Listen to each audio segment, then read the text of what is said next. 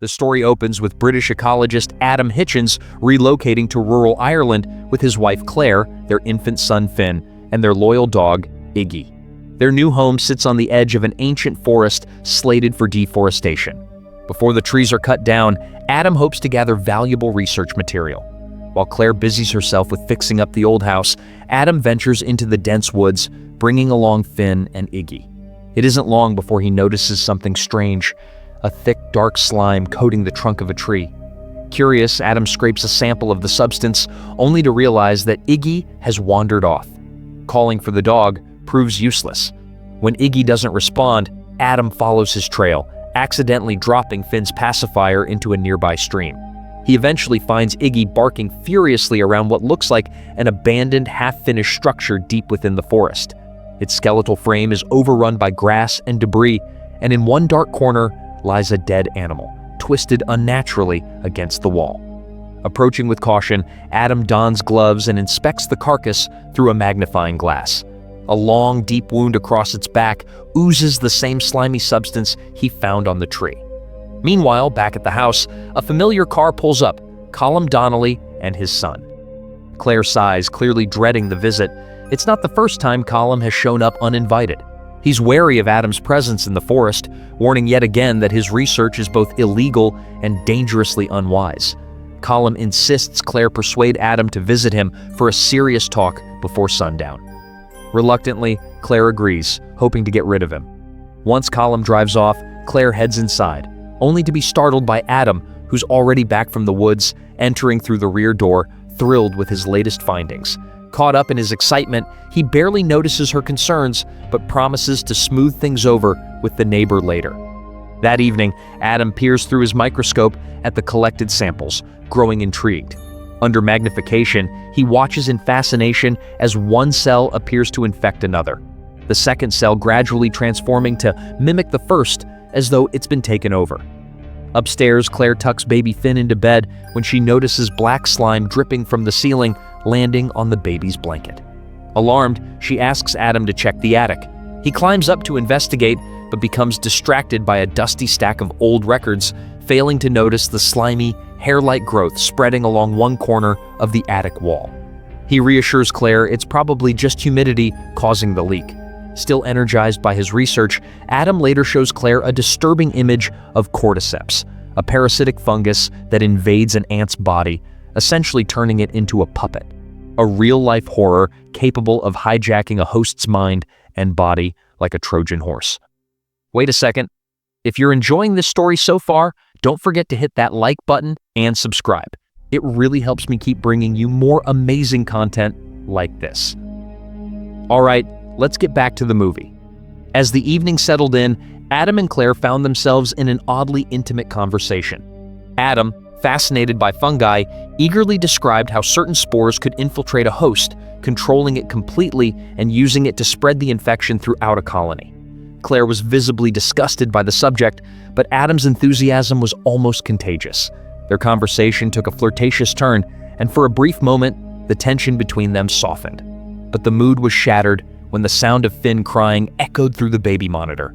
Claire rose to check on him, but a sudden crash of glass followed by the sharp escalation of Finn's cries turned her concern to alarm. She hurried up the stairs, startled when a door slammed shut on its own. Pushing through her fear, she flung it open and scooped the baby into her arms. Downstairs, Adam discovered a lamp overturned and a shattered window pane. Certain someone had thrown something through the window, he rushed outside, scanning the empty night.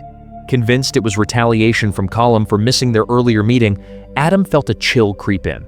The police arrived shortly after, but offered little comfort. They shrugged it off as the work of a confused bird. Claire explained their uneasy relationship with the locals who had made it clear they weren't welcome.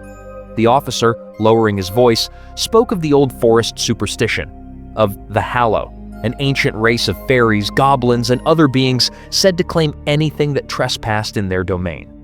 Adam dismissed the story, smirking at the officer's credulity, but a deeper unease lingered in the room.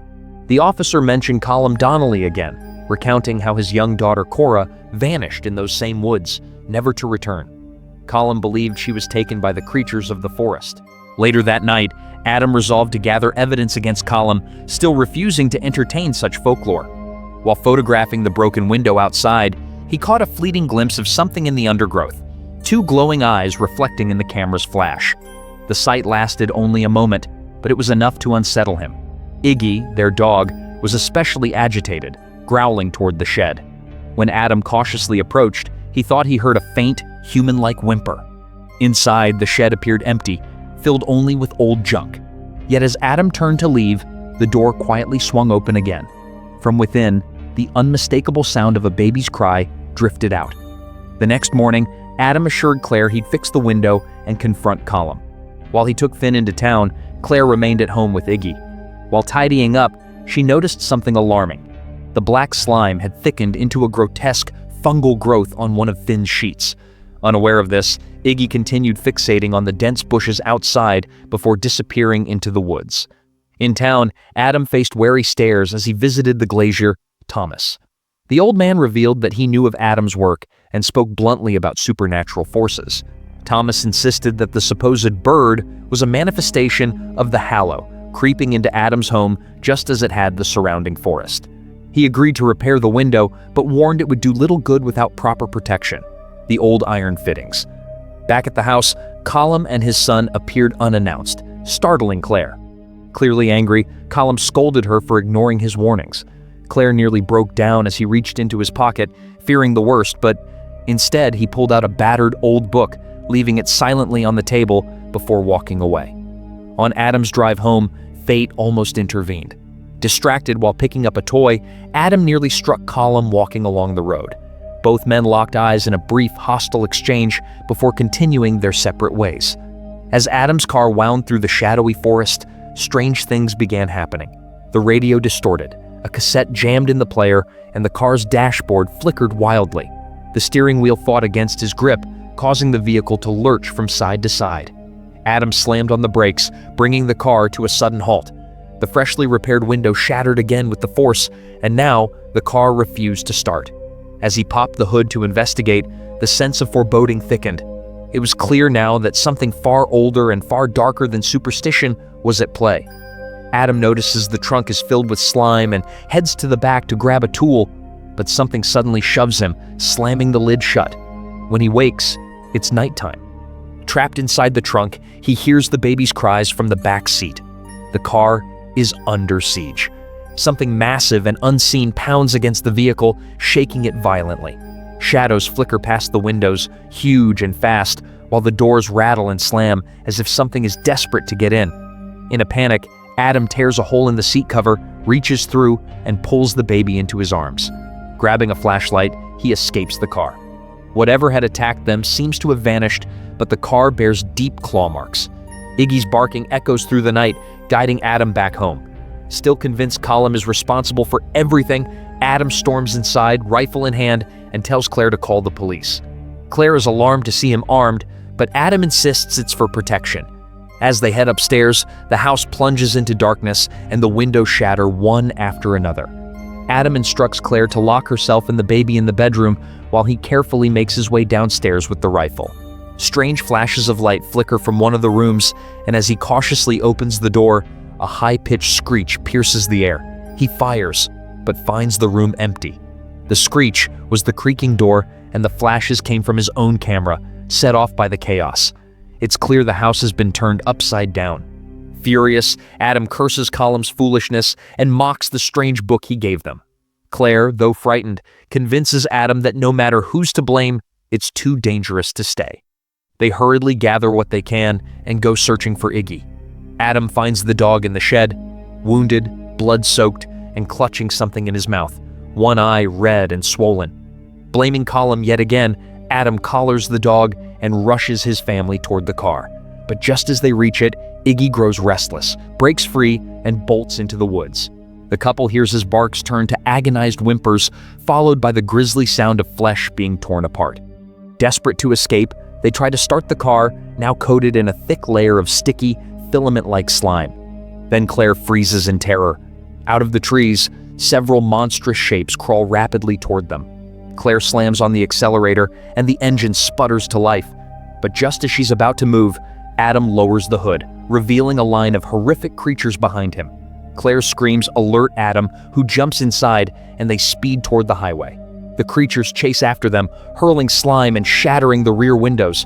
Out of nowhere, a ghastly figure resembling a zombie girl stumbles into the road. Claire swerves, losing control, and the car crashes down a slope. With no other option, they run back to the house, hearts pounding as they finally accept the terrible truth. The Hallow is real. Peeking through the keyhole to check for pursuers, Adam recoils as something sharp strikes his eye. The door shudders violently as slime seeps through the keyhole. When the commotion dies down, Adam cautiously opens the door and shines his flashlight outside. A monstrous figure shrieks and retreats from the light. Adam realizes the creature's fear illumination. Determined to power the house, he heads for the shed to start the generator, leaving Claire and the baby in the attic and instructing her to seal the trapdoor tight. In the shed, the slime has spread everywhere, even covering the electrical box. Meanwhile, Claire watches as moisture spreads unnaturally fast in the attic and the wooden beams start to give way. She tries to warn Adam, but the baby monitor crackles with static.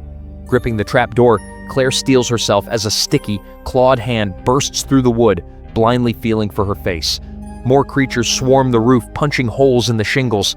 At the same moment, Adam suffers a wave of unbearable pain and hallucinations, but manages to push through, flipping the generator on. The house floods with light, and the monsters instantly vanish, granting Claire a brief reprieve. But when Adam touches an iron bar, it burns his hand, and slime oozes from the wound. Looking in the mirror, he sees his eye is infected, evidence of a growing corruption. Hiding the truth from Claire, he covers the eye with a makeshift patch and helps install iron bars on the windows.